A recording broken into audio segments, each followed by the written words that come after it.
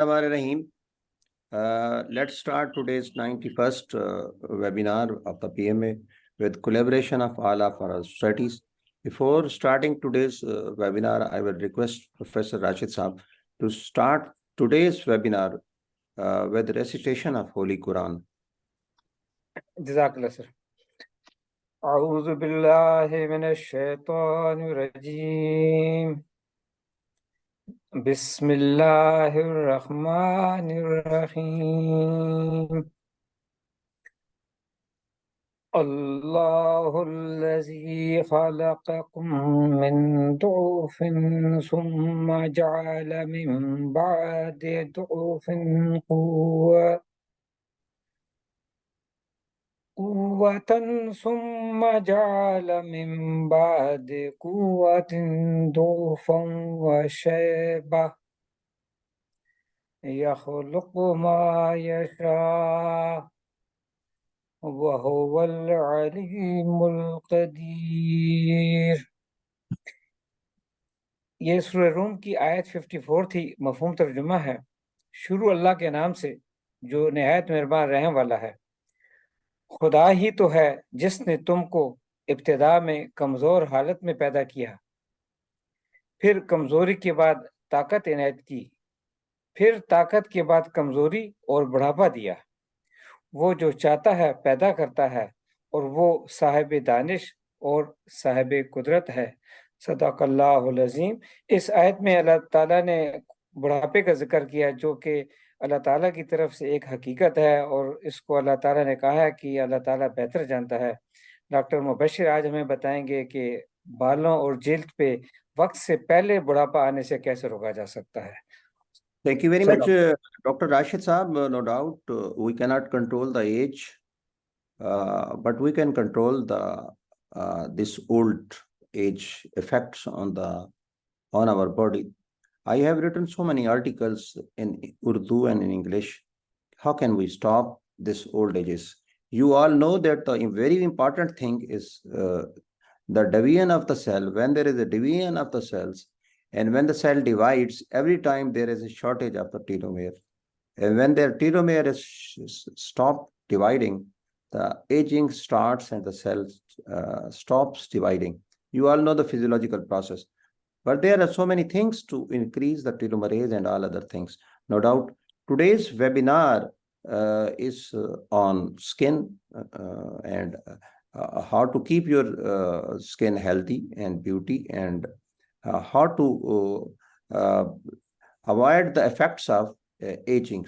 This webinar is in collaboration with Professor Salma Kundi, and she is the principal of Women Medical College, Ahmedabad, Pakistan Physiological Society, Pakistan Association of Pathologists, Azad Jammu Kashmir Medical College, Muzaffarabad, South Asian Association of Physiology. And I think we are very close to completing the century, and inshallah, definitely we will be there. But I think there are current issues that we are not addressing. One of the current issue is the smoke, and the current issue is Congo virus, because due to Congo virus in Karachi and in Balochistan, more than 25 people died, and now in Pakistan, are more than 125 or I think 150 people are suffering with. Hopefully, we'll address these topics in the next few webinars. Now, before starting this, I will request Professor Salma Kundi to introduce today's Mubashir, youngest speaker, who is working in Islamabad as a consultant. And he is no doubt an excellent practitioner. And over to you, Dr. Salma Kundi, few words about Dr. Mubashir. Ji, thank you. Bismillah ar-Rahman ar-Rahim. Dr. Mubashir Mushtaq Jaha is our very young doctor. He is in aesthetic medicine. He is a registrar at the Department of Dermatology, Pakistan Institute of Medical Sciences, PIMS. And he has, mashallah, very good practice in Islamabad, where he is practicing laser, skin rejuvenation, and aesthetic medicine. I'm really impressed by his work, and I hope he gives us a good know-how of how to look after our skins. Over to Dr. Mubashir. Thank you, Dr. Mubashir, for joining us today and giving us your time. Bismillahirrahmanirrahim. Thank you very much, Madam Salma and Sir Mulazim. This is honor for me with this brief introduction, and I am very much thankful to you that आपने मुझे chance दिया है आज अपने doctors community से अपना जो ये वाला स्किन और हेयर के बारे में एड्रेस करने का। मैं एक चीज और मेंशन करना चाहूंगा कि with under kind supervision of doctor Salma Kundi, I am also general secretary PMA Islamabad. तो this is a great honour for me कि Oh yes, I forgot to add that. The leadership like doctor Salma Kundi, हमें इनके साथ काम करने का मौका मिला और इनके सुपरविजन में और इनकी लीडरशिप में। तो I am also looking after this portfolio as well. तो टू स्टार्ट विद, जिस तरह मैडम सलमा ने बताया आपको कि I am working as a registrar dermatology PIMS, along with that my main practice is in aesthetic dermatology and cosmetic dermatology. तो आज हम जो बात करेंगे, if we are very much focused on skin and hair issues, because in aesthetics most of the time we are treating only skin and hair problems, and उसके हमारे पास जो जो ऑप्शंस हैं कि हम इसको कैसे ट्रीट कर सकते हैं, उसके क्या क्या प्रॉब्लम्स हमें फेस करने पड़ते हैं नॉर्मल रूटीन में, और उनकी हमें ट्रीटमेंट ऑप्शंस क्या हैं, या कॉस्मेटिक्स में क्या है, एस्थेटिक्स में क्या है।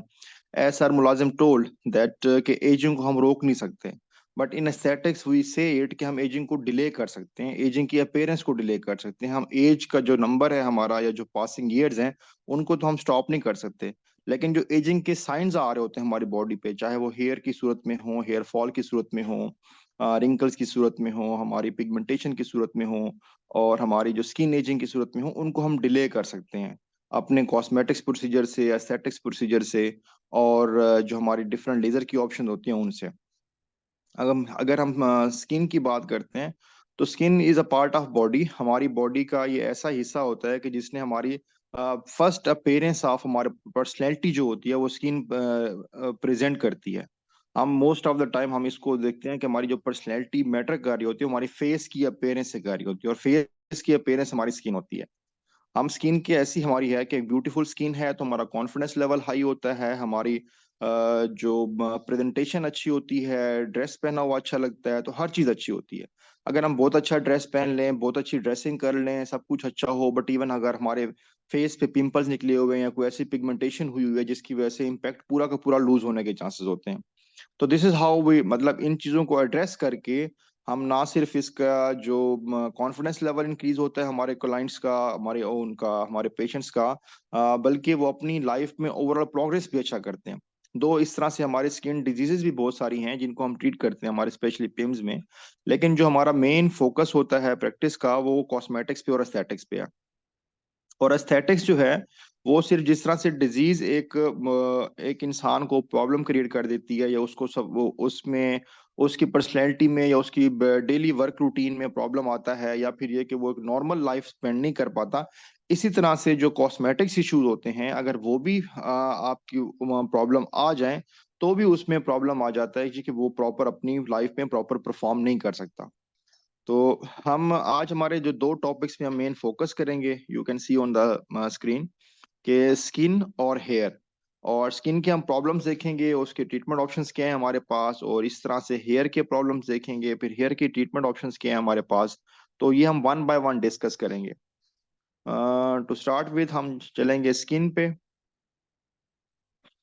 अच्छा, स्किन के ये जो मैंने आपको यहाँ पे आप देखें कि acne, pigmentation, unwanted body hair और अदर प्रॉब्लम्स। अच्छा, स्किन के अगर हम प्रॉब्लम्स काउंट करना शुरू करते हैं तो दीज आर वेरी माइनर और बड़े सिंपल और बहुत ही कम प्रॉब्लम यहाँ मेंशन किए हुए हैं, लेकिन मोस्ट ऑफ द टाइम के जो हमारे कॉस्मेटिक्स इश्यूज आते हैं उनको ये प्रॉब्लम एड्रेस करते हैं। अगर हम स्किन डिजीज की तरफ जाते हैं तो वो तो यहाँ मेंशन करना ही फिजिबल नहीं है, वो बहुत ज्यादा हो जाएंगी।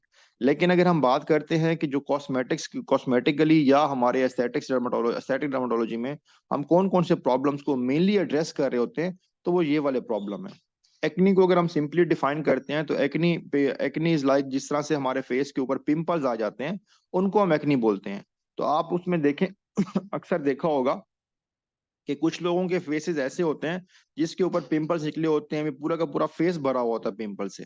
अगर हम उसको जब ट्रीट करते हैं तो बिफोर और आफ्टर को अगर हम कंपेयर करें तो लॉट ऑफ डिफरेंस, मतलब अगर पिंपल्स निकले हुए हैं तो उनकी फेस, उनकी पर्सनैलिटी, उनका ओवरऑल कॉन्फिडेंस, वो सारी चीजें सफर कर रही होती हैं।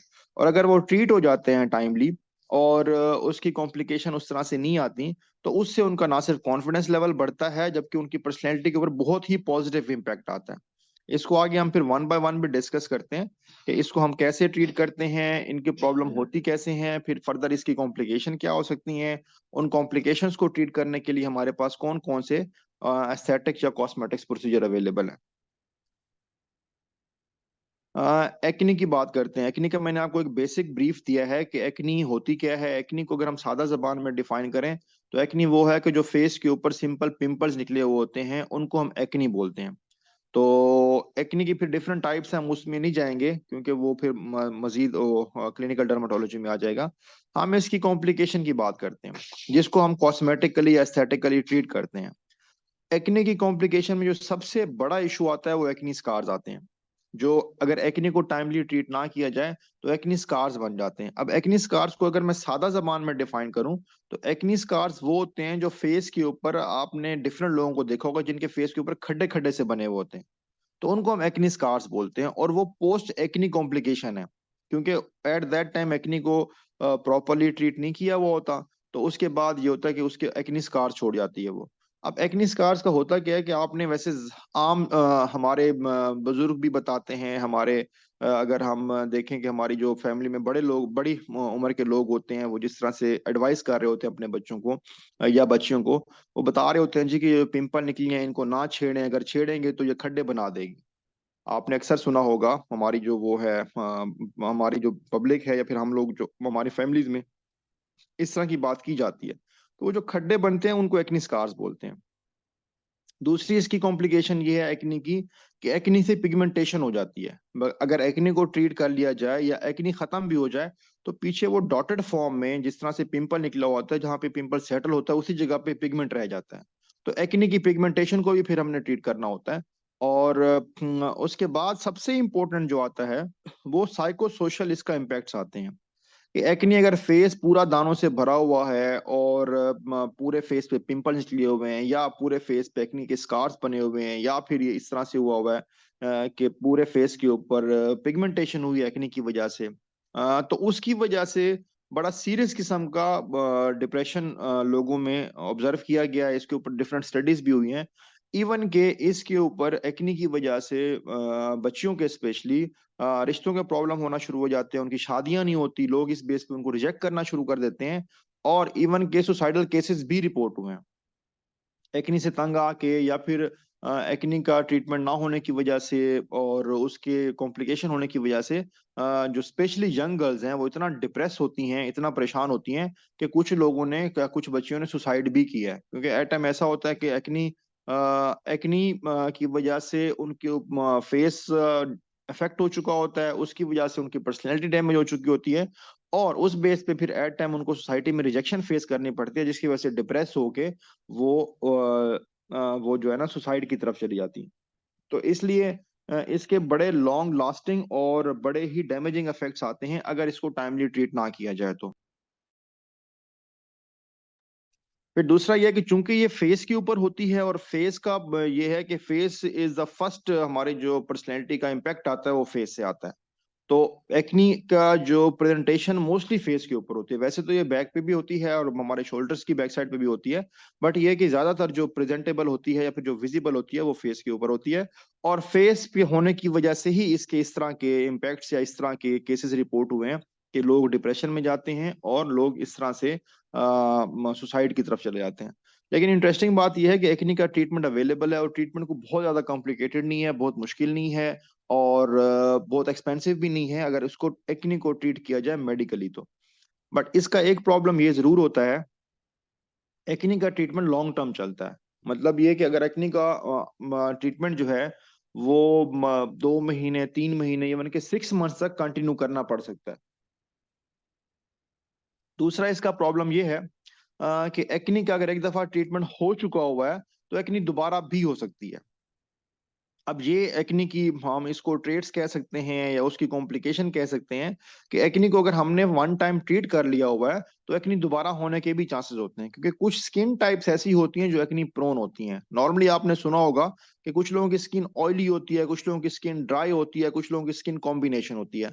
जो एक्नी होती है वो ऑयली स्किन वाले लोगों में होती है, और ऑयली स्किन की वजह से ही एक्नी हो रही होती है। ऑयली स्किन से अगर हम सारे मेडिकल ग्रेजुएट्स हैं तो मैं बताना चाहूंगा, ऑयली स्किन का मतलब यह है कि उनमें सीबम प्रोडक्शन ज्यादा होती है, तो सेबेशियस ग्लैंड ज्यादा एक्टिव होते हैं और सीबम प्रोडक्शन ज्यादा होती है, जिसकी वजह से वो सीबम हमारे जो स्किन के पोर्स होते हैं उनको ब्लॉक करते हैं, और उस ब्लॉकेज की वजह से वहां पे इन्फेक्शन होती है और एक्नी बन जाती है।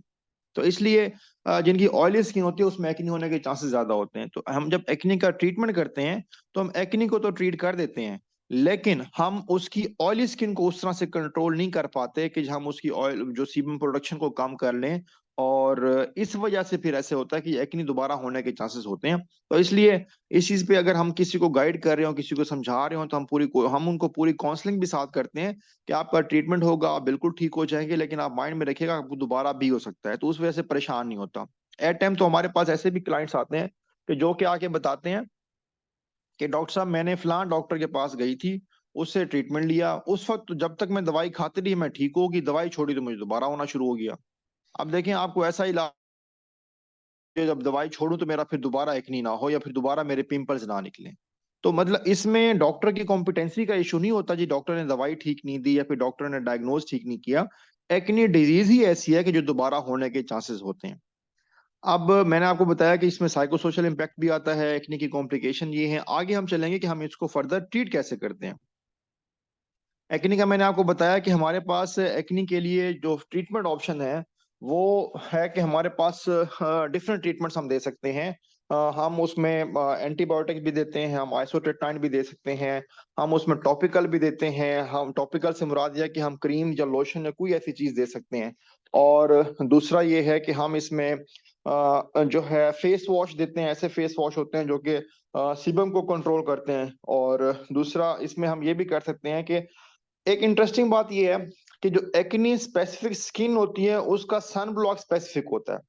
ये हमारी कॉमन इशू आ रहा है कि लोग अपनी स्किन की केयर के लिए सन ब्लॉक तो यूज करते हैं, लेकिन उसमें प्रॉब्लम ये आता है कि उनको ये पता नहीं होता कि जो एक्नी प्रोन स्किन होती है उसका स्पेसिफिक सन ब्लॉक होता है। अगर वो स्पेसिफिक सन ब्लॉक यूज करेंगे तो ही उनकी स्किन जो है उससे जो सन प्रोटेक्शन देगी।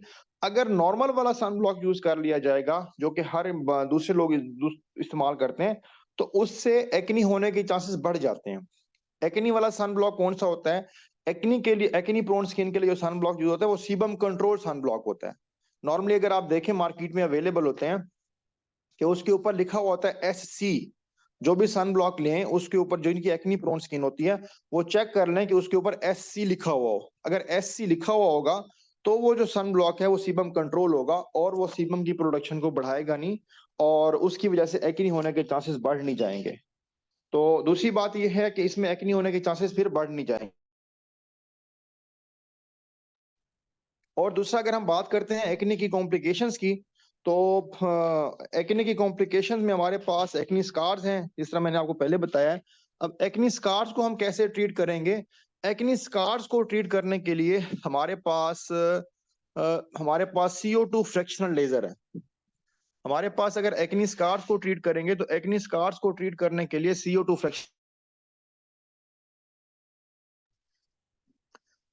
फ्रैक्शनल लेजर है, हमारे पास PRP विद माइक्रो नीडलिंग है। अच्छा, ये दोनों जो हैं ये कॉस्मेटिक प्रोसीजर्स हैं कि CO2 फ्रैक्शनल लेजर भी और PRP विद माइक्रो नीडलिंग भी। CO2 फ्रैक्शनल लेजर एक लेजर है जो कि स्किन की अपर लेयर को पील ऑफ कर देता है। जब हम ये लेजर करते हैं इसका ऑलमोस्ट 1 वीक के करीब डाउन टाइम है, और जब ये लेजर करने के बाद स्किन की अपर लेयर उतरती है जिसकी वजह से अंदर से फ्रेश लेयर आती है और वो उन स्कार्स को फिल कर देती है। तो इसके ऊपर फिर डिपेंड करता है कि हमें कितने सेशंस लेने की जरूरत है। वो फिर इट डिपेंड्स कि एक्ने के स्कार्स कितने डीप हैं, कितनी ऑलरेडी फेस डैमेज हो चुका हुआ है, तो उसके अकॉर्डिंगली फिर हम ये प्लान करते हैं कि उसके कितने सेशन होंगे। लेकिन ये है कि वंस इन अ मंथ हम इसका एक सेशन ले सकते हैं, और इसके रिजल्ट्स पहले सेशन के बाद भी आना शुरू हो जाते हैं। दूसरी बात है PRP with micro needling. PRP is a procedure कि जिसमें नॉर्मली हर आप लोगों ने सुना हुआ भी होगा इसके बारे में कि PRP is platelet rich plasma.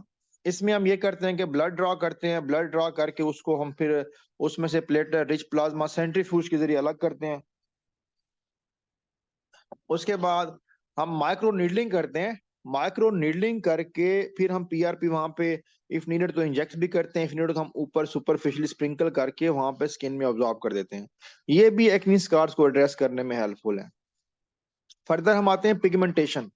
मैंने आपको पहले बताया कि इसकी जो कॉम्प्लिकेशन है इसकी CO2 फ्रैक्शनल लेजर की, वो पिगमेंटेशन भी हो सकती है। इसकी जो कॉम्प्लिकेशन है इसमें पिगमेंटेशन भी हो सकती है। अच्छा, पिगमेंटेशन को एड्रेस करने के लिए we have different laser type.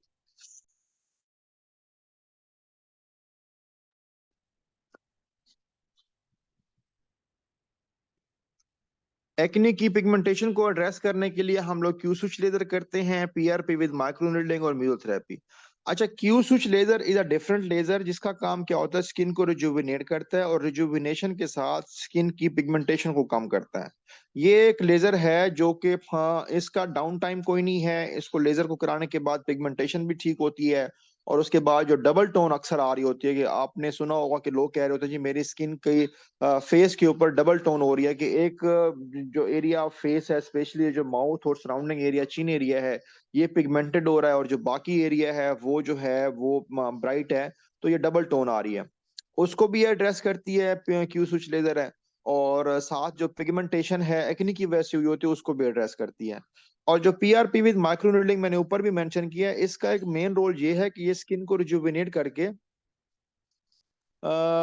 Skin को रिजुविनेट करके उसकी स्किन की ग्लो को भी इम्प्रूव करता है और साथ ही है कि पिगमेंटेशन को भी कम करता है।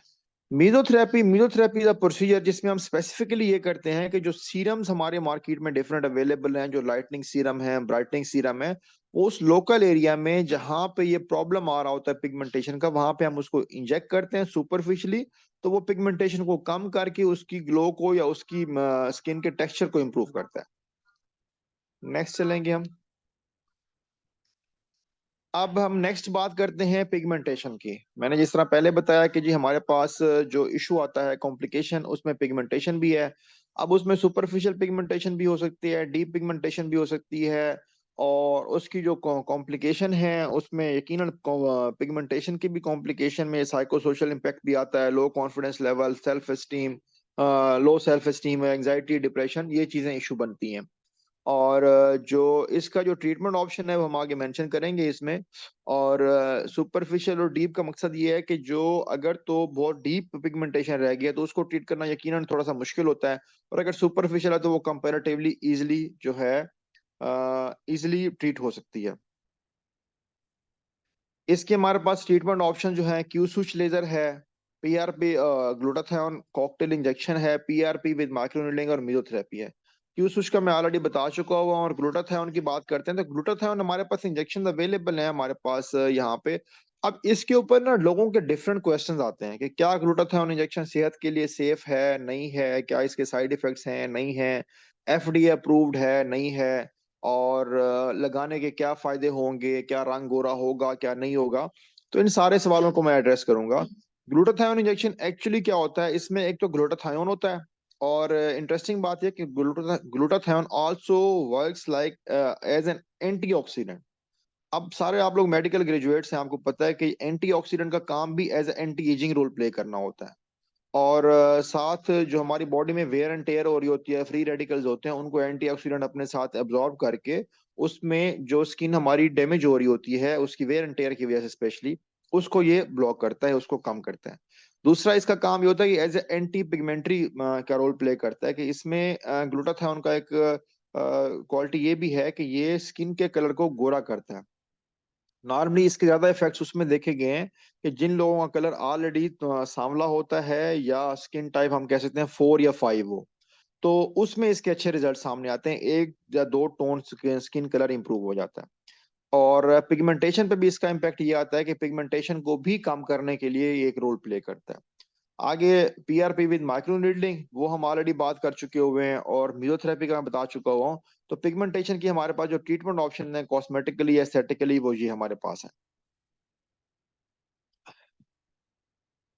नेक्स्ट हमारे पास जो अनवांटेड हेयर ग्रोथ है उसमें हमारी बॉडी में हेयर ग्रोथ अनवांटेड, मैंने वर्ड इसलिए यूज किया यहाँ पे कि अनवांटेड का मतलब ये है कि फॉर एग्जांपल हम बात करते हैं फीमेल की या हमारी यंग गर्ल्स की, उनके फेस के ऊपर फेशियल हेयर ग्रोथ स्टार्ट हो जाती है।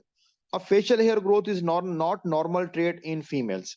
तो फेस के ऊपर जब हमारे अगर हम मेल हैं उनकी बियर्ड ग्रो होती है, तो दैट्स क्वाइट नॉर्मल। अगर वो बियर्ड की ग्रोथ ना हो तो वो एबनॉर्मल हो जाती है। इस तरह से जो यंग लड़कियां होती हैं या खवातीन होती हैं उसमें अगर फेस के ऊपर हेयर ग्रोथ स्टार्ट हो जाए तो वो नॉर्मल नहीं होती। उसके लिए हम ये करते हैं कि हम लेजर यूज करते हैं। एक कैंडेला इंडिया लेजर हमारे पास अवेलेबल है, और ये लेजर जो है ये लॉन्ग पल्स लेजर है, और इसके बहुत आउटस्टैंडिंग रिजल्ट्स हैं। और उसमें होता यूं है नॉर्मली, जो मेरा एक्सपीरियंस है वो ये है कि अक्सर आजकल की जो डाइटरी चेंजेस ऐसी आ गई हैं हमारी यंग गर्ल्स में या यंग जनरेशन में कि जंक फूड का इस्तेमाल बहुत बढ़ गया हुआ है, वेट कंट्रोल नहीं है, और उनकी फिजिकल एक्टिविटी बहुत कम है। उसकी वजह से ये हो रहा है कि भाई मोस्टली लड़कियां, मैं तो अब ये पहले मैं कहता था एवरी थर्ड गर्ल, लेकिन now I can say every second girl, मतलब हमारे पास जितने भी लोग आ रहे होते हैं उनमें से every second girl is suffering from PCOS, polycystic ovarian syndrome जो है उसकी वजह से प्रॉब्लम आता है हेयर ग्रोथ का फेस के ऊपर। और फिर उसको ट्रीट करने के लिए हम जो है लेजर करते हैं। लेकिन along with that we focus on this के ही उनका जो पॉजिटिव फैक्टर या उनका जो डिजीज का इशू है हम उसको लाजमी एड्रेस करें। कि हमारा अगर फॉर एग्जांपल हम लेजर स्टार्ट कर देते हैं और हम पीसीओएस को ट्रीट नहीं करते तो भी उसके रिजल्ट्स उस तरह से नहीं आते। लेजर उसकी हेयर ग्रोथ को, फेस की हेयर ग्रोथ को कम कर रहा होता है, लेकिन हम अगर चूंकि रूट काज को एड्रेस नहीं करेंगे तो वो हेयर ग्रोथ परमानेंट खत्म नहीं होगी। हाँ अलबत्ता ये है कि अगर हम उसको एड्रेस करने साथ कि हम पीसीओएस का ट्रीटमेंट भी कराएं और साथ लेजर भी करें तो फिर इसके रिजल्ट्स बहुत वंडरफुल रिजल्ट्स आते हैं। मोस्टली फिर हम क्या करते हैं, हम गायनाकोलॉजिस्ट के पास या फिर प्रेफरेबली एंडोक्राइनोलॉजिस्ट के पास रेफर करते हैं कि वो साथ पीसीओएस को भी ट्रीट करें। अब हम आते हैं हेयर की तरफ। अब जो हेयर प्रॉब्लम्स हैं वो मोस्टली जो है हेयर के इश्यूज मेल में होते हैं। फीमेल का इसका प्रॉब्लम होता है लेकिन कंपैरेटिव टू मेल बहुत कम होता है। अब हेयर प्रॉब्लम में क्या होता है जी कि हेयर फॉल होता है, थिन हेयर होता है, और इवन कि इन दी एंड बाल्डनेस भी हो जाती है। अब हमारी सोसाइटी इस चीज को फेस कर रही है कि हमारा हेयर फॉल भी होता है, फिर इवन के हेयर फॉल स्टार्ट होता है तो उसके बाद हेयर थिन होना शुरू हो जाते हैं, और फिर इन दी एंड जाके हेयर आपका बाल्ड हो जाता है।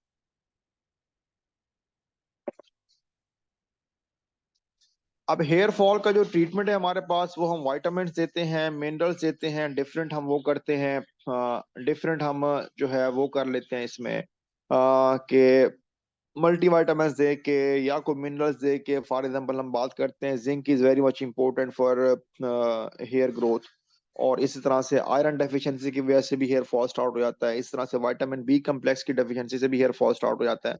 तो ये दो तीन चीजें हैं कि जो बायोटिन की कमी की वजह से जो है हेयर फॉल स्टार्ट हो जाता है। ये कुछ चीजें हैं जिसकी वजह से हेयर फॉल के चांसेस ज्यादा होते हैं, तो हम ये इनको एज अ सप्लीमेंट के तौर पे दे के हम इस चीज को कंट्रोल करने की कोशिश करते हैं, लेकिन इसके इम्पैक्ट को बहुत आउटस्टैंडिंग नहीं आते। इसके इम्पैक्ट को इतने अच्छे नहीं आते। होता यूं है कि इन द एंड हमें किसी न किसी प्रोसीजर की तरफ जाना पड़ता है। और आगे अगर हम बात करते हैं तो ये जो प्रोसीजर है हमारा, इसके लिए जो हमारे कॉस्मेटिक्स प्रोसीजर हैं उसमें प्लेटलेट रिच प्लाज्मा भी है और प्लेटलेट रिच ग्रोथ फैक्टर्स भी हैं। अब होता क्या है कि जो प्लेटलेट रिच प्लाज्मा है या पीआरपी है, पीआरपी का बनाने का उसकी प्रोसेस जो है वो ऑलमोस्ट सेम है। चाहे वो हम माइक्रोनीडलिंग के साथ फेस पे कर रहे हैं, चाहे हम लोग इसको हेयर में इंजेक्ट कर रहे हैं, whatever we are doing, इसका एक तो मैकेनिज्म ऑफ एक्शन भी ऑलमोस्ट सेम है। और दूसरा ये है कि इसका जो प्रोसेस है इसको बनाने का वो भी ऑलमोस्ट सेम है। आगे हम बात करते हैं platelet rich growth factors.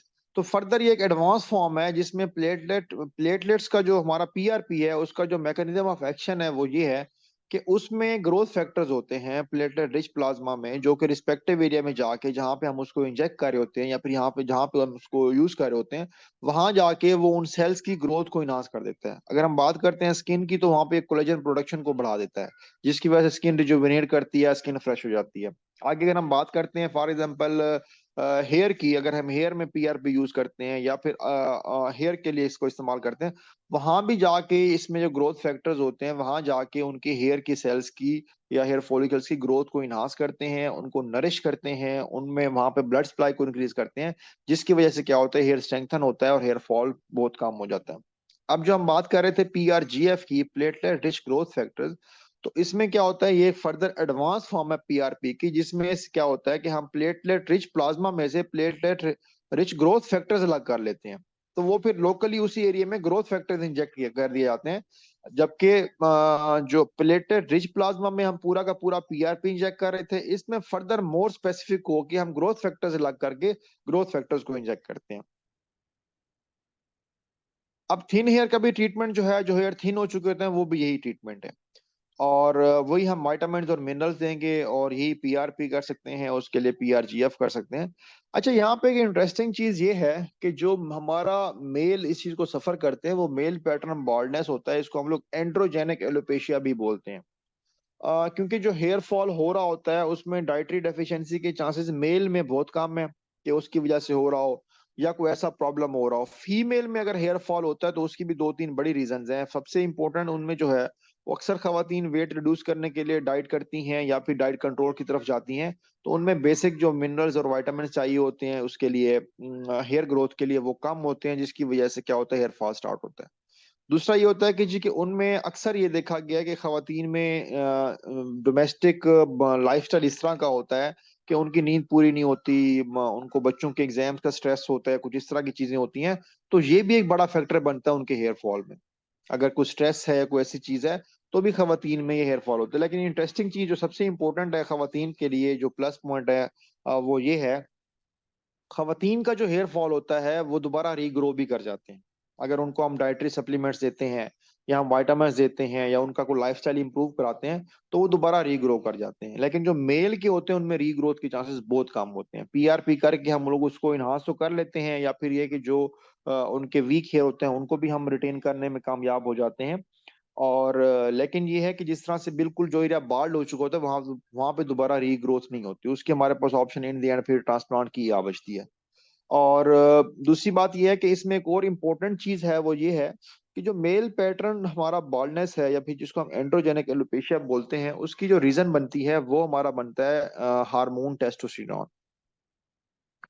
Testosterone convert होता है डाईहाइड्रो टेस्टोस्टेरोन में, और वो जाके हेयर फॉलिकल की जगह पे अब्जॉर्ब होके वहां पे उसके जो ब्लड सप्लाई को कम करता है, जिसकी वजह से हेयर की नरिशमेंट कम होने की वजह से हेयर फॉल स्टार्ट हो जाता है। अब जो सबसे इम्पोर्टेंट है वो ये है कि इसको कम करने के लिए अब यहाँ पे हम लोग फिनेस्टाइड भी दे सकते हैं।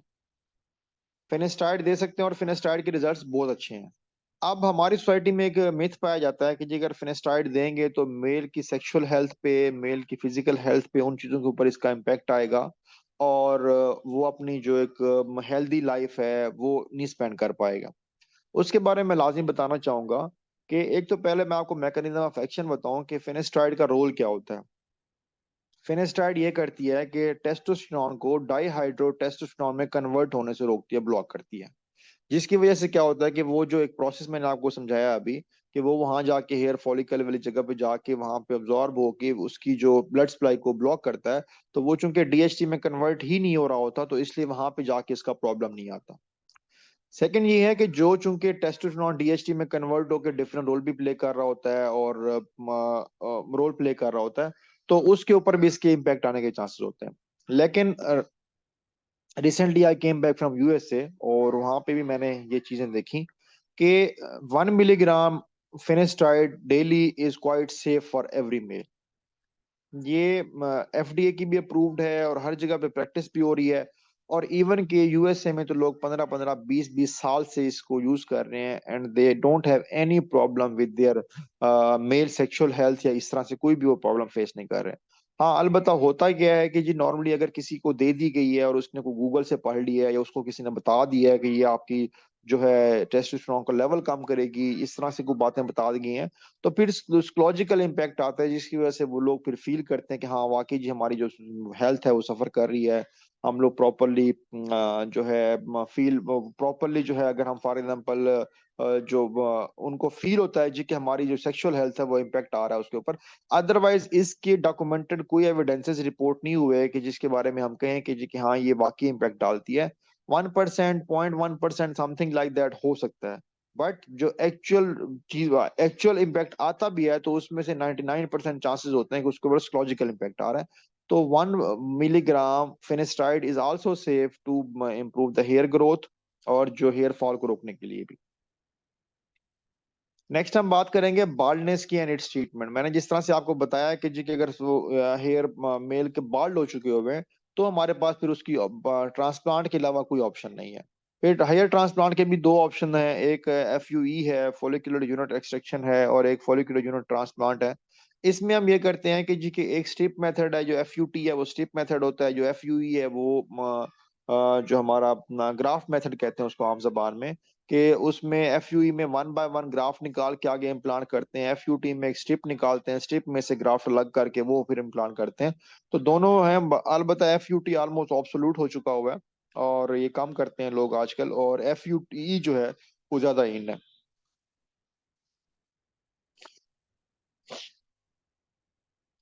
अब ये जो सबसे इम्पोर्टेंट चीज है वो ये है कि जो हमारे कॉस्मेटिक प्रोसीजर्स हैं कि जिसमें हम लोग फिलर्स भी करते हैं, हम लोग बोटॉक्स भी करते हैं, हम डिफरेंट चीजें करते हैं। अब ये देखें कि जो फिलर्स है, लिप फिलर भी अवेलेबल होता है, लाफ लाइन फिलर है, नेजोलेबियल लाइन है, अंडर आई फिलर है, चीक फिलर है।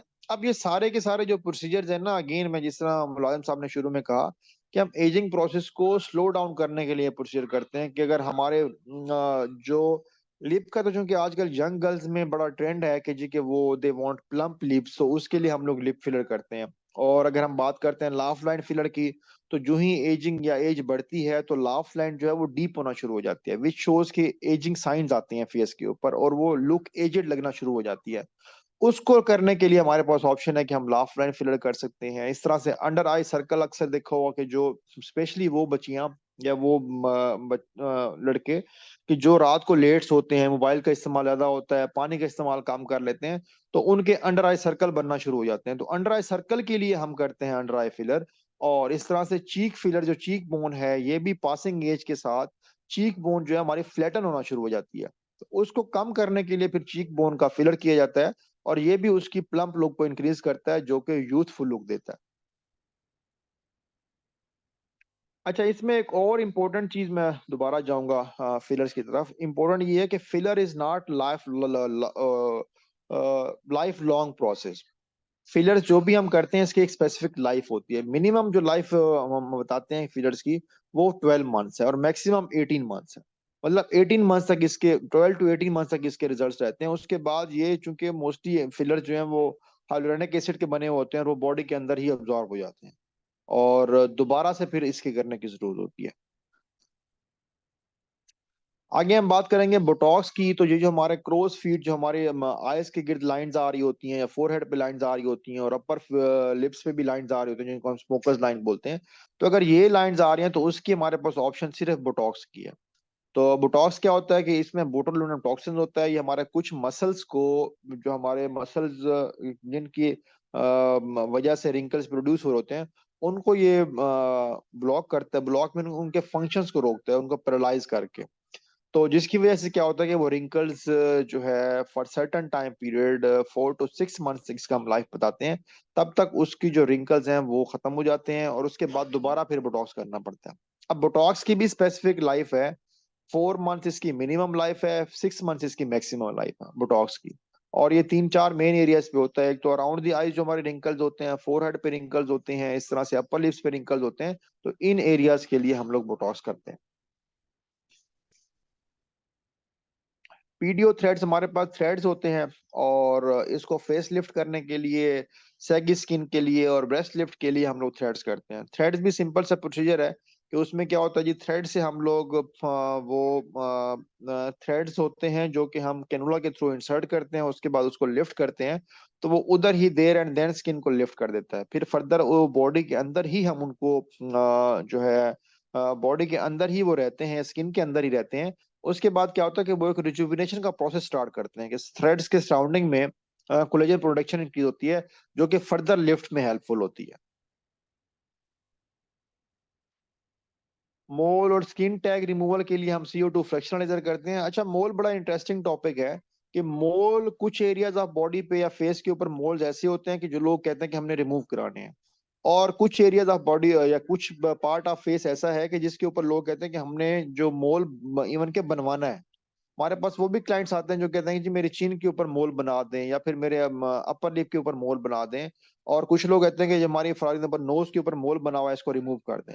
तो अब अगर मोल बनाने के लिए बात करते हैं तो वो फिर हाँ, आई आई डोंट डू इट, क्योंकि हमारा ये डॉक्टर्स का प्रोसीजर नहीं बनता कि वो फिर उनके पास जाते हैं जो लोग टैटू मेकिंग वाले होते हैं, जो टैटू बनाते हैं, वो फिर टैटू से उनका वहां पे उस एरिया में जहाँ वो चाह रहे होते हैं वहां मोल बना देते हैं।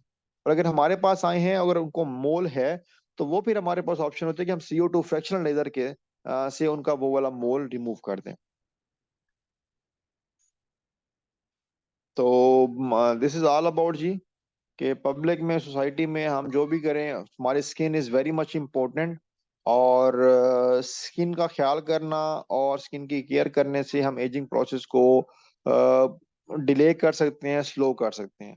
आपको एक बहुत छोटी सी शुक्रिया डॉक्टर मुबशर, बहुत शुक्रिया। Very nice presentation, excellent presentation and very informative presentation.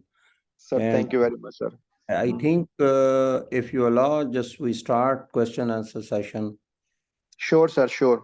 Okay, the first question is from even Professor Dr. Salma, from your hand.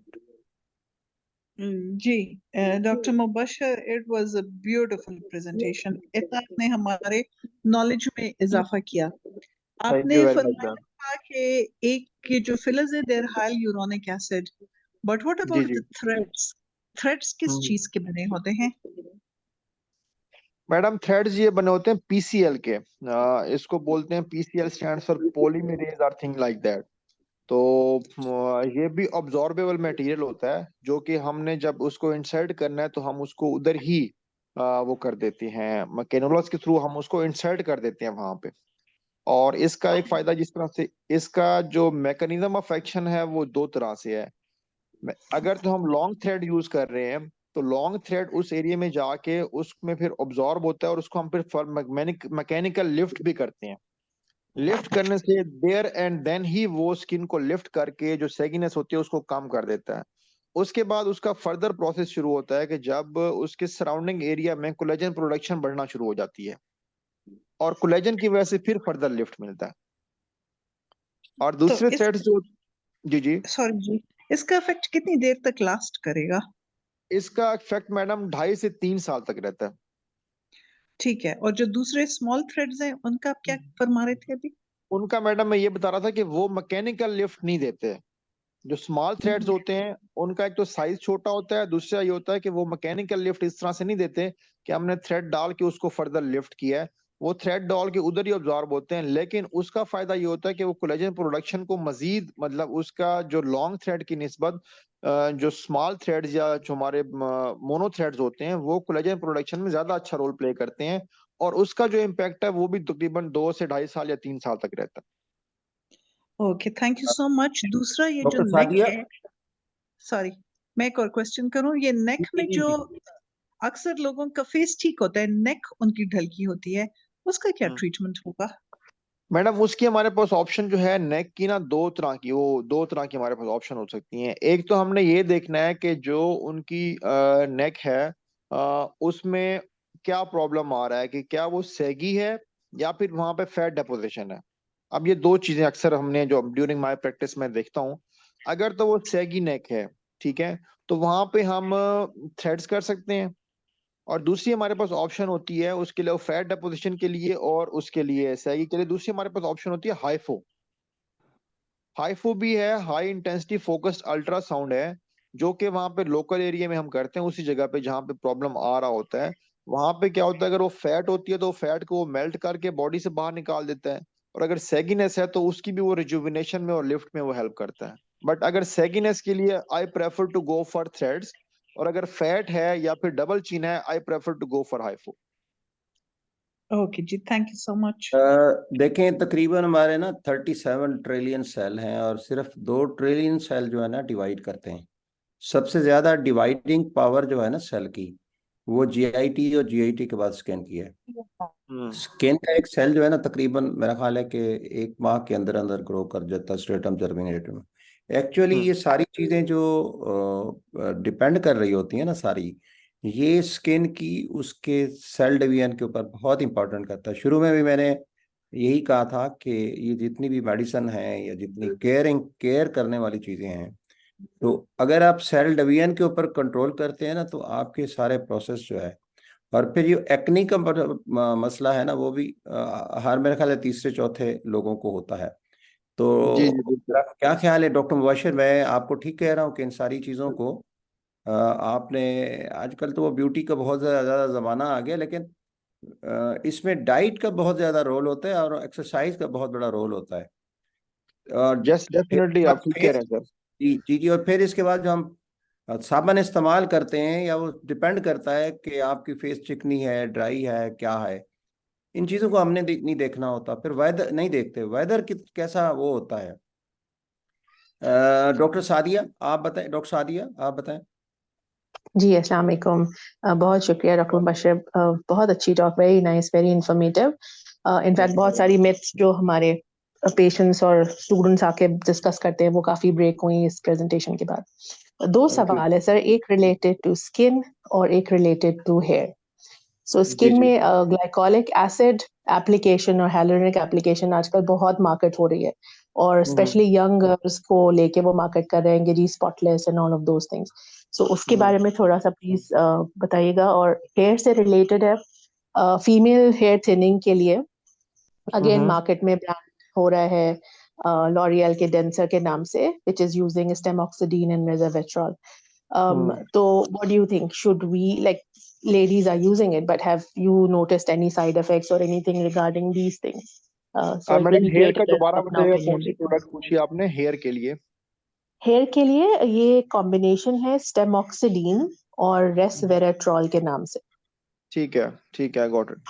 अच्छा मैडम, जी, इसके थैंक यू। हम बात करते हैं फर्स्ट स्किन के लिए। आपने बात की ना ग्लाइकोलिक एसिड के अक्सर पील अवेलेबल है, और दूसरा ये कि एचए हाइलुरोनिक एसिड की डिफरेंट प्रोडक्ट्स अवेलेबल है। अच्छा मैडम, इसमें यह है कि जो सबसे इम्पोर्टेंट मैं बताऊंगा वो ये होगा कि in spite of going for any cosmetic product, पहले पहले तो अपना सन ब्लॉक यूज करके, जो भी मुलाजिम साहब ने ये बात की है कि हमने अपनी स्किन को पहले प्रोटेक्ट करना है। होता क्या है नॉर्मली, वो ये है कि जी सन ब्लॉक को इतनी इंपॉर्टेंस नहीं दी जाती। हमने जितनी भी 3-4 चीजें मेन डिस्कस की हैं, जिस स्किन के ऊपर रिंकल्स आते हैं, स्किन के ऊपर पिगमेंटेशन होती है, स्किन के ऊपर छाइयां बनती हैं, वट एवर दे आर, मतलब ऐसी कुछ कोई चीज भी होती है, उसकी सबसे बड़ी रीजन जो है वो हमारी सन रेज है। और स्पेशली जो हिली एरियाज में और कश्मीर साइड पे लोग रहते हैं उनके लिए तो बहुत इंपॉर्टेंट है। आपने ऑब्जर्व किया होगा कि जो लोग मैदानी इलाकों में रहते हैं और जो हिली एरियाज में रहते हैं, हिली एरियाज में रहने वाले लोगों में, इवन के यंग लोगों में, अगर वो प्रोटेक्शन नहीं करते तो उनकी स्किन के ऊपर रिंकल्स जल्दी आ जाते हैं। उसकी रीजन क्या होती है? दे आर नियर टू सन, जिसकी वजह से उनकी स्किन की इलास्टिसिटी जो है वो जल्दी लूज होती है और स्किन सेल जल्दी डैमेज होते हैं, जिसकी वजह से रिंकल्स आ जाते हैं। और इस तरह से मैदानी इलाकों के लोग इस चीज को फेस करते हैं पिगमेंटेशन की सूरत में। और अब बाकी हम आते हैं आपके सवाल की तरफ कि आपने बात की कि ग्लाइकोलिक एसिड और साथ जो एच हाइलुरोनिक एसिड वाली जो हमारी प्रोडक्ट्स यूज कर रही हैं यंग लड़कियां, बिल्कुल लोग मार्केट भी कर रहे हैं, इवन के रिकमेंड भी कर रहे हैं और डॉक्टर्स भी यूज कर रहे हैं। मैडम, इसके ऊपर सबसे ज्यादा इंपॉर्टेंट ये चीज मैटर करती है कि कौन से ब्रांड की, कौन सी कंपनी की यूज की जा रही है। अब फर्दर ये है कि आपने देखा होगा, सुना भी होगा कि पिगलिंग से उनकी बर्निंग भी हो जाती है, इवन के स्किन डैमेज भी हो जाती है। और जो बिल्कुल। हाँ, और बर्निंग को फिर मेरे पास अभी पिछले हफ्ते ही एक पेशेंट आई हुई थी। उनका ये कहना था जी कि मैंने वो डॉक्टर के पास गई तो उसने मेरी हल्की सी वहां पे पिगमेंट था और या कुछ छाई बनी हुई थी, उसने कहा जी कि आप पीलिंग करा लें। और पीलिंग कराई है तो कहती उस दिन से लेके अब साल होने वाला है, मेरी स्किन अभी तक सेटल ही नहीं हो सकी। तो प्रॉब्लम यह है कि मैं पर्सनली तौर पे तो पीलिंग को नहीं रिकमेंड करता और ना प्रेफर करता हूँ, ना कहता हूँ जी कि दो के कंपैरेटिव टू अदर प्रोसीजर, अगर हम लेजर की बात करते हैं, बाकी कोई भी प्रोसीजर की बात करते हैं, उनसे कंपैरेटिवली ये सस्ते हैं, थोड़े से चीप हैं।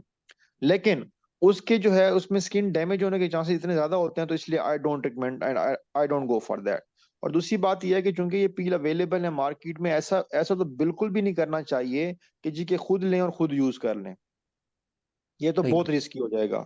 हाँ अलबत्ता डॉक्टर यूज कर रहे हैं तो फिर डॉक्टर जो प्रॉपर मतलब जो प्रैक्टिसिंग डॉक्टर हैं इसमें एस्थेटिक्स में या कॉस्मेटिक्स में, वो फिर इस चीज का ख्याल कर लेते हैं कि उसके अंदर कितने % रखना है, कितनी चीजें और मिक्स करनी है, उसमें जो उसका जो दूसरा सॉल्यूशन होता है उसके इम्पैक्ट को वो डाइल्यूट करने वाला, वो कितना डालना है, तो वो सारी चीजें देख के फिर वो डिसाइड करते हैं। बाकी जो ये प्रोडक्ट्स बात करते हैं एचए की, तो उसमें यही है कि जी हाइलुरोनिक एसिड वाली प्रोडक्ट्स दो के this is good for skin, but again वो डिपेंड करता है कि उसके अंदर कौन कौन सी चीजें डली हुई हैं और उसके इंग्रेडिएंट्स कौन कौन से हैं। हमारे यहाँ सबसे बड़ा एक मसला और भी मैं आपके नोटिस में देना चाहूंगा कि वो ये कि हमारे यहाँ रंग गोरा करने वाली क्रीम इस्तेमाल होती हैं, जिनको हम फार्मूला क्रीम बोलते हैं आम जबान में। उनमें 99% चांसेस यही होते हैं कि अगर 2-3 क्रीम्स को मिक्स करके अगर लोग को दे रहे हैं, और स्पेशली ब्यूटी पार्लर की खवातीन ये दे देती हैं कि आप ये क्रीम इस्तेमाल जी। करें, उससे 15-20 डेज में रंग गोरा हो जाता है।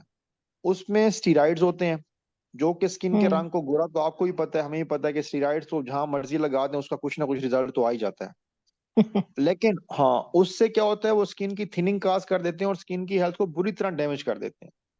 उसके बाद जब हमारे पास लोग आते हैं तो फिर हमारे लिए भी एक बड़ा सीरियस इशू बन जाता है कि जो स्टीराइड इंड्यूस्ड मिलाजमा इसको हम बोलते हैं, अगर ये हुआ हो तो उसको ट्रीट करने के लिए बहुत टाइम लगता है फिर। और दूसरी ये सबसे जो इम्पोर्टेंट बात है वो ये है कि जो स्टीराइड इंड्यूस्ड मिलाजमा है, अगर फॉर एग्जांपल आज क्रीम इस्तेमाल की है और रंग गोरा हो गया 15-20 दिन में, तो वो 4 साल बाद या 5 साल बाद भी वो मिलाजमा इंड्यूस कर सकता है। और फिर लोग परेशान होते हैं, वो कहते हैं इसी को एडमिट ही नहीं करते जी, हमने करीम तो 4 साल पहले या 5 साल पहले लगाई थी, वो तो मैंने तब लगाई थी जब मेरी शादी नहीं हुई थी, अब तो मेरे 4 बच्चे हो गए हैं जी।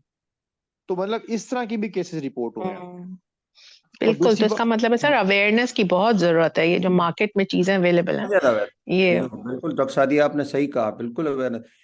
डॉक्टर सादिया आपका कोई और सवाल है? एक सवाल और जी था थैंक इनका, हाँ जी जी वो बताएं। हेयर आपका रिलेटेड। हेयर वाला सवाल था आपका शायद। जी। अच्छा हेयर का मैडम मेरा पर्सनल एक्सपीरियंस ये है कि जो हेयर की टॉपिकल प्रोडक्ट्स है ना, उसका हेयर फॉल के ऊपर इम्पैक्ट नहीं आता। हाँ इवन के इंटरेस्टिंग। हम लोग, हाँ इवन के हम लोग अपनी प्रैक्टिस में मिनॉक्सिडिल का मैं पर्सनली तौर पे वो नहीं करता, अप्रिशिएट भी नहीं करता, इनकरेज भी नहीं करता मिनॉक्सिडिल को। मिनॉक्सिडिल के रिजल्ट्स आते हैं। मिनॉक्सिडिल क्या होता है, एक तो हमारे हमने ये भी देखना होता है कि हमारे जो पेशेंट्स हैं, हमारे क्लाइंट्स हैं, उनकी साइकी क्या है, वो कितना अरसा इसके ऊपर कंसिस्टेंट रह सकते हैं। हम अगर किसी को कहें काउंसलिंग करें, जो मर्जी उनको हम समझाने की कोशिश करें जी आपने 3 महीने तक दवाई खानी है या इस्तेमाल करनी है और सोचना नहीं कि रिजल्ट आएगा, ठीक है, तो 3 महीना किसी में इतना स्टेमिना नहीं होता जी वो 3 महीने तक इस्तेमाल करता रहे विद दिस होप कि जी रिजल्ट आएगा, कि डॉक्टर ने कहा था रिजल्ट आएगा। मिनॉक्सिडिल का पहले तो इसका एक ड्रॉबैक ये आता है। दूसरा ये होता है कि मिनॉक्सिडिल का ड्रॉबैक ये है कि जो ही इस्तेमाल करना छोड़ेंगे हेयर फॉल स्टार्ट हो जाता है। ओह। और जो प्रोडक्ट, हाँ जी, मिनॉक्सिडिल का ये ड्रॉबैक है, जो प्रोडक्ट्स आपने बात किया जी कि उसके कितने रिजल्ट्स आते हैं, हेयर फॉल के ऊपर उसका इस तरह के इम्पैक्ट नहीं आता। खवातीन में मेरा पर्सनल एक्सपीरियंस है कि जिनका हेयर फॉल हो रहा होता है, खवातीन का एक तो हेयर फॉल का प्लस पॉइंट है कि वो दोबारा रीग्रो कर जाते हैं। एक तो उनकी डाइट बेहतर करने से, स्लीप इंप्रूव करने से, थोड़ी सी एक्सरसाइज या वॉक उसमें ऐड कर दी जाए उनके लाइफस्टाइल में ताकि स्ट्रेस कम हो। और बायोटिन अगर ऐड करें, बायोटिन हमारे पास ऑल मार्केट में अवेलेबल है। अब बायोटिन प्लस के नाम से न्यूट्री फैक्टर की है ये 2 टैबलेट ठीक है। डेली अगर 2 मंथ इस्तेमाल करवा लें आप किसी को, बायोटिन प्लस न्यूट्री फैक्टर की, इसमें 2500 माइक्रोग्राम बायोटिन बायोटिन होती है, लेकिन 5000 माइक्रोग्राम डेली डोज रिकमेंडेड है, इसलिए वही ask them to take 2 tablets daily. इसमें फोलिक एसिड भी होता है, और साथ ये कि जो खवातीन में तो अक्सर आपको पता है फोलिक एसिड का कमी होती है, तो वो भी जी। साथ ये पूरी कर देती है। तो ये 2 महीने इस्तेमाल करने से अच्छा खासा इसका अच्छा रिजल्ट आ जाता है।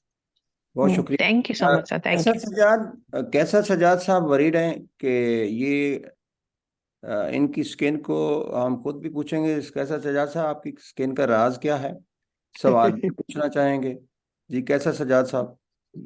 तो थैंक यू वेरी मच मुलाजिम साहब। आज जो है ना आप मेरे कहने से पहले ही आपने कर दिया है। आज मुझे आप इतने अच्छे लग रहे हैं। ये एक तो ये कि ये जो आपने पहना हुआ ना, ये कैप है, ये ये मुझे क्या है? ये पीएमए में एक दफा गया था, डॉक्टर सलमा कुंदी क्या ने सलमा, दिया था। बस बस उन्होंने बस ये बस, गिफ्ट की मैं थी। वो ये सब बस पीएमए ये की गिफ्ट मीटिंग की थी थी, वो अहमदाबाद में मीटिंग में। सबको ये गिफ्ट की थी। बिल्कुल सही है। मैं इसको मिस कर गया था, मैं ढूंढता रहा किधर गया किधर गया।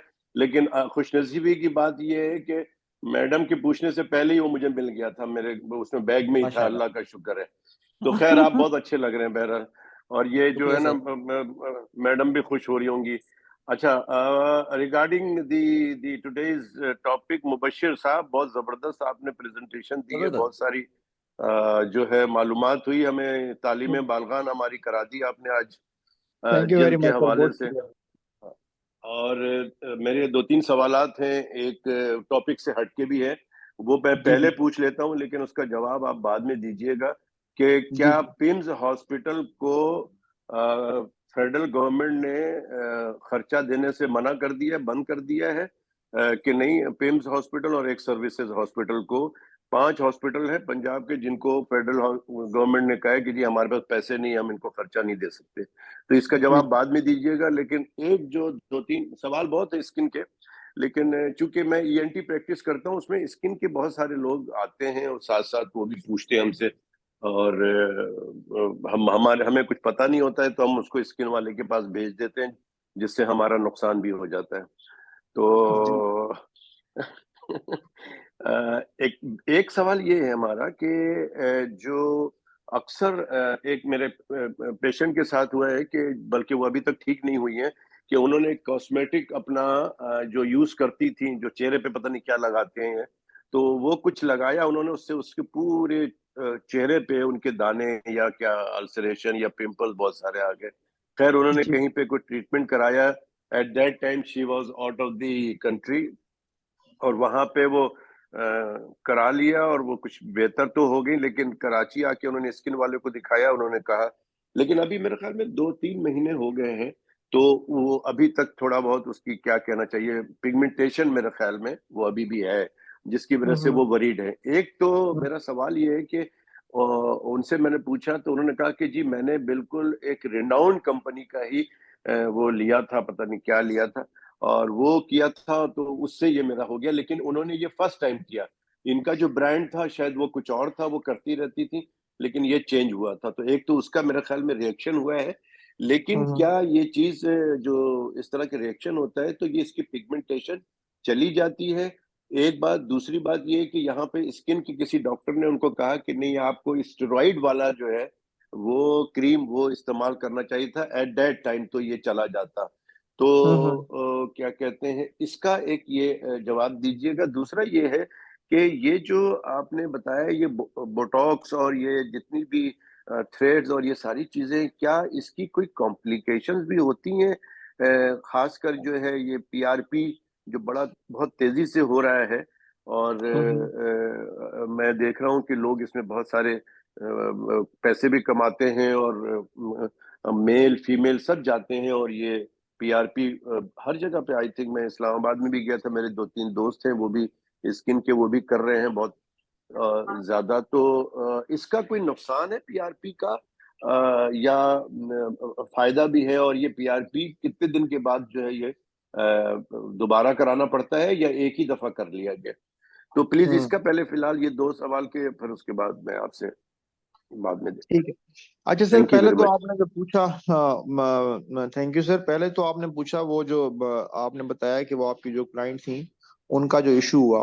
अच्छा सर, इसमें होता यूं है कि जो प्रोडक्ट की आप बात यूज कर रहे हैं कि अच्छे ब्रांड की यूज की होगी, दैट्स क्वाइट फाइन। हमारी ना स्किन का कोई इस तरह से हमारे पास रिस्पॉन्स का कोई आइडिया नहीं होता, कि इसको हम नॉर्मली बोलते हैं allergic contact dermatitis. For example, एक एग्जैक्टली। लोशन है जो आप यूज कर रहे हैं, मैं यूज कर रहा हूँ, तो वो आपके लिए क्वाइट ओके है, मेरे साथ मेरी स्किन को रिएक्ट कर सकता है वो। उसमें मतलब कोई हमारे सही। पास इस तरह की कोई नॉन रीजन नहीं है। वो स्किन रिएक्शन बोलते हैं हम उसको आम जबान में, कि हमारे पास इस तरह की कोई नॉन रीजन नहीं है कि हम कहें जी कि अगर मुझे रिएक्ट किया तो क्यों किया है। और दूसरी बात, ये लाजमी नहीं है कि जी कि आपने एक प्रोडक्ट यूज करना की शुरू की है और उसको अगर आपने चेंज किया तो चेंज करने से वो रिएक्शन नहीं आता, उस प्रोडक्ट का आपकी स्किन के ऊपर रिएक्शन आता है। फॉर एग्जाम्पल जी कि हम ये देखते हैं कि जी के कुछ लोग हम कलर डाई की बात करते हैं जो कि हेयर के लिए नॉर्मली यूज होता है, कुछ लोगों का उसको जो है उसका रिएक्शन आ जाता है। आपने देखे होंगे केसेस कि जिनके फोरहेड के ऊपर पिगमेंटेशन भी हो जाती है, हल्की सी स्वेलिंग भी हो जाती है, फेस के ऊपर भी हो जाती है, इचिंग भी होती है। वो क्या हिस्ट्री लेते हैं तो पता लगता है जी कि हमने हफ्ता पहले कलर इस्तेमाल किया था। फिर आगे से पेशेंट यही बात करते हैं कि डॉक्टर साहब कलर तो मैं पिछले 5 साल से यूज कर रहा हूँ, मुझे पहले तो कभी नहीं हुआ, कंपनी भी सेम है। तो उसकी रीजन सर ये होता है कि स्किन किसी भी टाइम रिएक्ट कर सकती है, इसको नॉर्मली हम एलर्जिक कॉन्टैक्ट डर्मेटाइटिस बोलते हैं। और उसका जो रिएक्शन जो डॉक्टर साहब ने आपको बताया, उसकी क्लाइंट को बताया कि आपको स्टेरॉइड यूज करना चाहिए था, वो इसलिए बताया कि हम क्या करते हैं जब इस तरह का रिएक्शन आ जाए तो हम एरिया वाइज, अगर फॉर एग्जांपल फेस है तो हम माइल्ड सा स्टेरॉइड दे देते हैं उसको सेटल करने के लिए for a specific duration of time, कि वो 10 दिन के लिए या 15 दिन के लिए, मैक्सिमम 15 दिन के लिए देते हैं, इससे ज्यादा नहीं देते, लेकिन वो उस रिएक्शन को सेटल करने के लिए ताकि वो उसकी कॉम्प्लिकेशन की तरफ ना जाए। जिस तरह से हम कभी नॉर्मली आपने मे बी अगर आप कोई ऑपरेट करते हैं मेजर ऑपरेशन तो उसके बाद आप डेल्टा कॉर्टल दे दें जी 5 दिन के लिए आप ये डोज ले लें सिर्फ, वो ये होता है कि हम हीलिंग प्रोसेस को तेज करने के लिए हम उसको एज अ स्टैट डोज कहें या एज अ वो कहें अग्रेसिव मैनेजमेंट के लिए हम वो उसमें ऐड कर देते हैं। तो इसका ये होता है सर। हाँ और हाँ जी, और बाकी जहां तक उसके ठीक होने की बात है तो वो सर ठीक होने पे डिपेंड करता है कि जी कि आपने जो है क्या कहते हैं, ठीक होने पे डिपेंड करता है कि जी उसकी अब एक तो केस देखना होगा, दूसरी बात यह है कि उनकी कितनी हद तक डैमेज हुई है। जिस तरह मैंने आपको थोड़ी देर पहले बताया, डॉक्टर साहब ने सवाल किया था कि जी वो पीलिंग कराई है और पीलिंग कराने के बाद उसके जो फेस है उसके ऊपर पिगमेंटेशन हो गया और वो साल हो गया अभी तक ठीक नहीं हो रहा। जी जी बिल्कुल। हाँ जी, तो ये उसके ऊपर डिपेंड करता है कि जी कि अब उनकी हीलिंग प्रोसेस कितना स्पीडी हो रहा है और फिर उसके बाद ये कि उन्होंने कितना उसके बाद ट्रीटमेंट क्या लिया उन्होंने। नॉर्मली मेरे पास अगर कोई केस इस तरह का है तो हम उसकी स्किन को थोड़ा सा मैं नॉर्मली क्लाइंट को काउंसिल करने के लिए कहता हूँ कि आप स्किन को थोड़ा सा रेस्ट दे दें, इन स्पाइट ऑफ दिस कि ऑलरेडी स्किन रिएक्ट कर चुकी हुई है, उसको हम फिर अग्रेसिव मैनेजमेंट में जाएंगे तब भी वो डैमेज करेगी उसको। अच्छा तो रेस्ट दे thank you. Doctor Sumera Khan, फिर हम फर्दर आगे वो करें। जी डॉक्टर सुमेरा खान। अस्सलाम वालेकुम सर। सुमेरा खान, अच्छा वो उसका नहीं बताया जो मैंने आपको बताया था सर। जी हेलो अस्सलाम वालेकुम। वो जो मैंने बताए थे कि वो जो वो थ्रेड्स और फिलर और इसके आफ्टर इफेक्ट्स जो मैंने पूछे थे उसका बता दीजिए। बिल्कुल बिल्कुल सर, आपने पीआरपी का भी पूछा और थ्रेड्स और फिलर्स का भी पूछा और इसका बोटॉक्स का। अच्छा सर, इसमें सबसे इम्पोर्टेंट चीज जो है ना वो ये है, आवाज चली गई आपकी। आ रही आवाज आ रही जी, अब आ रही जी जी। हेलो, इसमें सर सबसे इम्पोर्टेंट ये है कि हम प्रोडक्ट कौन सी यूज कर रहे हैं, थ्रेड कौन सी कंपनी का यूज कर रहे हैं, और दूसरी बात है कि थ्रेड करने वाला कितना स्किलफुल है और उसकी ट्रेनिंग कितनी है और उसकी प्रैक्टिस कितनी, ये मैटर करता है। और बोटॉक्स के लिए अगर हम बात करते हैं, बोटॉक्स और ये तीनों चीजों के लिए, फिलर भी थ्रेड्स के लिए भी यही चीज आती है। और जहां तक हाँ फिलर फिर लगाते हुए जी फिलर क्या लगाने का तरीका आता है नहीं आता, ठीक है।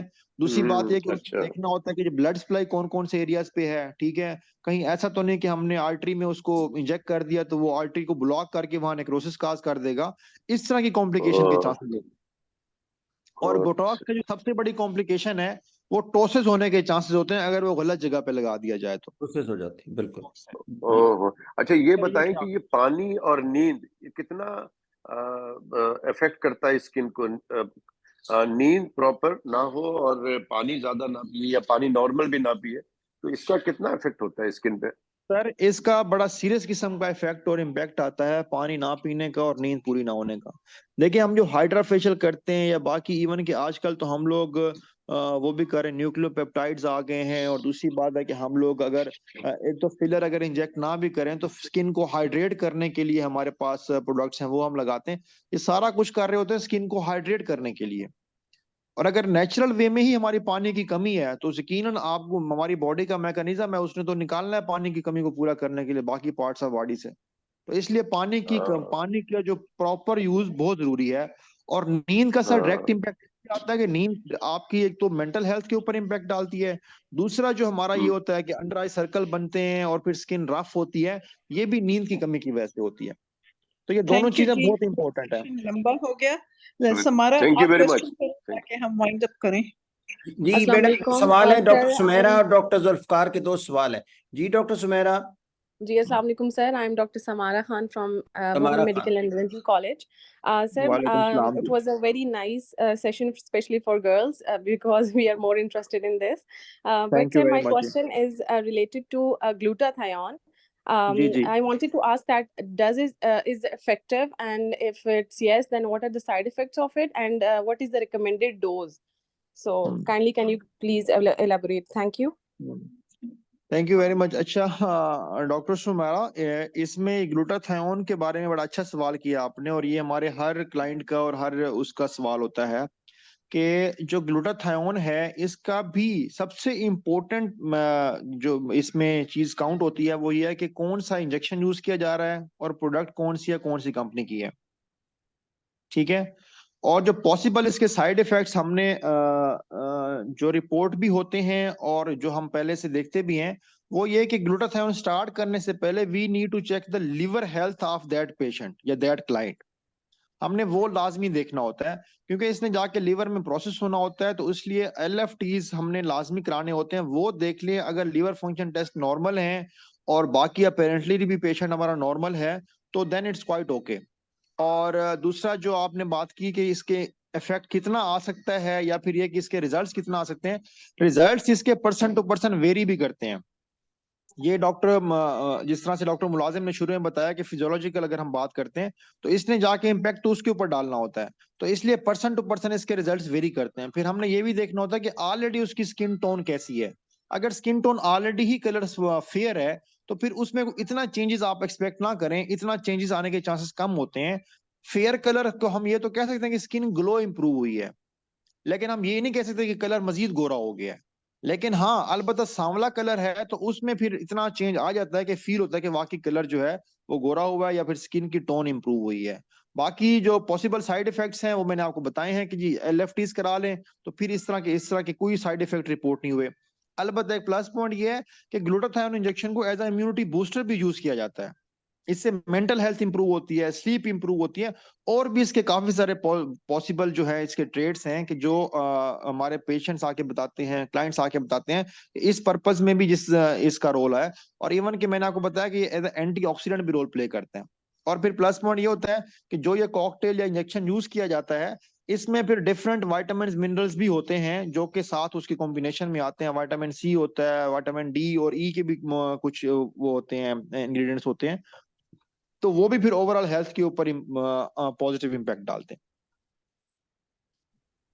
हैं। सर, तो आप कौन सी वैसे ग्लूटाथायोन की कंपनीज को आप प्रेफर करते हैं कि ये वाली अच्छी हैं, मतलब you should go for this? Madam, उसके ना हमारे पास अब ग्लूटाथायोन का इंटरेस्टिंग बात यह है कि this is not being manufactured here in Pakistan. इसके डिफरेंट वेंडर्स अवेलेबल हैं और इस तरह के इसके कोई ब्रांड भी रजिस्टर्ड नहीं है कि मैं आपको बता दूं कि फॉर एग्जांपल जी कि आप जो है इनका जो सामी वालों का ले लें या फिर आप गेट्स फार्मा का ले लें। इस तरह का हमारे पास ब्रांड्स अवेलेबल नहीं है, डिफरेंट नेम से आ रहे हैं। फिर एक ही नाम के डिफरेंट वेंडर्स अवेलेबल हैं, कोई कोरिया से इंपोर्ट कर रहा है, कोई चाइना से कर रहा है। अलबत्ता US से इंपोर्ट फिजिबल नहीं है हमारे लिए। उसकी रीजन ये है कि मैंने आपको बताया कि मैं वहां गया हुआ था, वहां पे लोग यूज कर रहे हैं लेकिन FDA ने अप्रूवल नहीं दी हुई। इसकी अप्रूवल शुरू FDA में ने दी थी, कहीं फिर भी उन्होंने रोक अप्रूवल नहीं दी। दी। डॉक्टर सुमारा, मैं आपको बताऊं, ये सारी चीजें जो है ना, ये बस मेरा ख्याल है कि actually we all should try our best to keep our skin healthy. जो भी अल्लाह ने अता की है, तो गॉड नोज बेटर कि उसने मेरी स्किन मुझे क्यों दी है। हर एक के लिए एक बड़ा खूबसूरत हो, इसको हेल्दी कैसे रखना है। और जितनी मेडिकेशन आपको बताओ ना, इन सबसे ज्यादा जो नेचुरल डाइट है, that is very very important if you keep all these things. Doctor Sumara के बाद जुल्फकार एंड एक और राशिद साहब ने, क्योंकि फेशियल के ऊपर जो ब्यूटी पार्लर वाले करते हैं, लास्ट सवाल होगा। Question Zulfiqar Ali, you can ask the question. Okay sir. Zulfiqar Ali, जी सर। आवाज नहीं आ रही आपकी। आवाज नहीं आ रही जी। If Zulfikar Ali, you are muted, then Dr. Rashid Saab, you ask the question. Assalamualaikum. जी राशिद साहब, Assalamualaikum. जी सर, थैंक यू सर। बस मैं एक शॉर्ट क्वेश्चन है, टाइम शॉर्ट है। ये जो ब्यूटी क्लिनिक्स में और जो बार्बर्स भी करते हैं, ये स्किन फेशियल के नाम से कि जी आपका मुंह साफ हो जाएगा और डस्ट उतर जाएगी और डर्ट उतर जाएगी, इसके बारे में बता दें, ये क्या चीज़ है और अच्छी है कि नहीं? देखिए सर, इसमें जो ब्यूटी फेशियल्स की आप बात करें ना, हाइड्रा फेशियल हम लोग करते हैं कॉस्मेटिक्स क्लिनिक्स पे या एस्थेटिक्स क्लिनिक पे। अब यहाँ पे कंफ्यूजन ये भी आती है कि हाँ, हमारे पाकिस्तान में कॉस्मेटोलॉजी एक नई टर्म इंट्रोड्यूस हुई है। अब कॉस्मेटोलॉजी अगर हमसे अमेरिका में कॉस्मेटिक्स डॉक्टर होते हैं, या जो अमेरिका में वर्ड यूज होता है कॉस्मेटोलॉजी और कॉस्मेटिक डर्माटोलॉजी, यहाँ पे यूज होता है एस्थेटिक डर्माटोलॉजी हमारे पाकिस्तान में।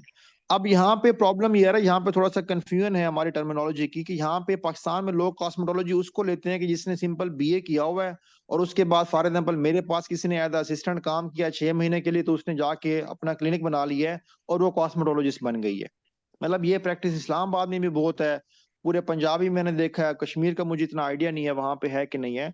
और यही जो ब्यूटी पार्लर वाले लोग होते हैं वो ये प्रोसीजर स्टार्ट कर देते हैं। इवन के मुलाजिम साहब ने बात की है, पीआरपी और बाकी चीजें भी ये लोग स्टार्ट कर देते हैं। तो अब जो आपने बात की है फेशियल की, तो जो फेशियल है पीएमडीसी की गाइडलाइन यही है कि हाइड्रा फेशियल या जो मेडिकेटेड फेशियल है, जिसमें हम लोग डिफरेंट सीरम यूज करते हैं, डिफरेंट हम लोग मास्क यूज करते हैं, वो डॉक्टर के क्लिनिक पे ही होना चाहिए। दो के हम लोग ये फेशियल्स खुद नहीं करते, हमारे असिस्टेंट करते हैं, बट ये कि वो अंडर सुपरविजन ऑफ डॉक्टर होना चाहिए। और ये फिर डिपेंड करता है कि जिस भी जगह से आप करा रहे हैं, फिर उनकी हाइजीनिक कंडीशंस कैसी हैं, वो जो प्रोडक्ट यूज कर रहे हैं वो कैसी हैं। अगर सीरम गलत यूज कर लिया है, जिस तरह से अभी थोड़ी देर पहले बात हुई है कि जी कि वो उन्होंने बात की है कैसर साहब ने कि जी कि उसकी वजह से रिएक्शन हो गई है। अगर सब स्टैंडर्ड प्रोडक्ट यूज हो गई है तो फिर स्किन के ऊपर रिएक्शन भी होगा, स्किन डैमेज होने के भी चांसेस हैं। और अगर प्रॉपर यूज हुआ है तो डेफिनेटली दैट्स हेल्पफुल। और वो जिस तरह से आप बात कर रहे हैं कि स्किन को वो साफ भी करता है, डस्ट पार्टिकल जब फिर हमारे ओपन पोर्स में कुछ चीज फंसी होती है, और इवन के हमारे ब्लैक हेड्स हैं, व्हाइट हेड्स हैं, उनको भी ये बेहतर करता है। अच्छा, आप लोग इसके चार्जेस क्या लेते हैं वैसे, by the way, hydel sir charges? Charges sir इसके डिपेंड करता है, हमारे पास डिफरेंट टाइप्स हैं, उसमें फिर फोटो फेशियल भी है, ऑक्सीजनो फेशियल भी है, सिंपल हाइड्रा फेशियल भी है। It ranges between 8,000 to 15,000।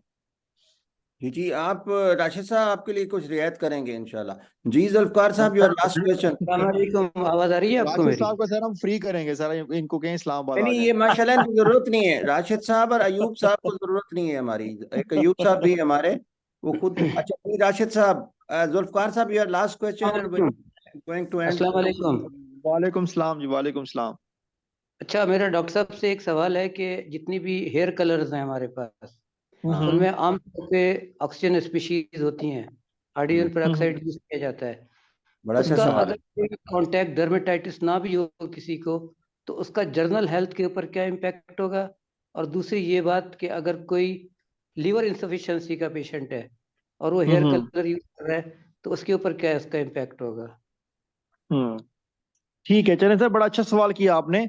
यहाँ पे एक और भी मेरे माइंड में जवाब आ गया जो कि मैं देना चाहूंगा, वो रिलेटेड टू वुमेन था। पहले सर मैं आपके सवाल को एड्रेस करूंगा जो आप बात कर रहे हैं। अगर तो उसको एलर्जिक कॉन्टैक्ट डर्माटाइटिस नहीं है, या उस स्पेसिफिक कलर से कोई प्रॉब्लम नहीं हो रहा, तो फिर उसका जनरल हेल्थ के ऊपर सर कोई इम्पैक्ट नहीं आता। बाकी जो इम्पैक्ट ये है कि अगर आंख में चला गया तो आंख को डैमेज करना ही करना है उसने। और दूसरी बात है कि क्योंकि जो उसका जो टॉपिकल चीजें जो भी यूज होते हैं, चाहे वो क्रीम्स हो, चाहे वो ऑइंटमेंट हो, चाहे वो लोशन हो, चाहे जो भी चीज हो, उसने सर जो इम्पैक्ट डालना है वो स्किन के ऊपर या टॉपिकल एरिया पे ही डालना है। क्योंकि वो अंदर जा नहीं रही, हमारी ओरल है नहीं, तो उसका दूसरी चीजों के ऊपर इम्पैक्ट नहीं आता। और उसका लीवर का अगर लीवर डिजीज है तो नॉर्मली ये देखा गया कि वो स्किन के ऊपर इचिंग काज करती है। या आपने भी सुना होगा, हमने भी देखे, इवन के जो लीवर सिरोसिस के पेशेंट हैं या फिर लीवर ट्रांसप्लांट के पेशेंट्स हैं, उनमें ये केसेस रिपोर्ट होते हैं कि उसमें जब वो उस ट्रीटमेंट के थ्रू प्रोसेस के थ्रू गुजरते हैं तो स्किन इचिंग होती है। और अगर वो नहीं है तो मतलब उसकी skin itching that something different. लेकिन जो ये वाला कलर की आप बात कर रहे हैं तो इसका लिवर डिजीज के साथ कोई रिलेशन नहीं है। यहाँ पे एक और बात थैंक यू। मैं बताना, हाँ एक लास्ट बात मैं बताना चाहूंगा कि जो टॉपिकल की बात की है, हमारे यहाँ सबसे बड़ा सवाल ये होता है कि क्या प्रेग्नेंट वुमेन कॉस्मेटिक्स प्रोसीजर करा सकती हैं कि नहीं करा सकती। ये अक्सर हमारे पास आते हैं लोग जो कि कहते हैं जी हमने पीआरपी कराना है जी, थर्ड टाइम वो है, फर्स्ट ट्राइमेस्टर है, सेकंड ट्राइमेस्टर है, और वैसे तो हमने वो करनी है, लेजर कराना है। नॉर्मली हम लोग कोई भी कॉस्मेटिक प्रोसीजर ड्यूरिंग प्रेगनेंसी नहीं करते, और मैं सबको ये रिकमेंड करूंगा कि don't go for any cosmetic procedure during pregnancy. उसकी रीजन ये है कि कॉस्मेटिक प्रोसीजर्स का ड्यूरिंग प्रेगनेंसी बच्चे के ऊपर इम्पैक्ट नहीं आता।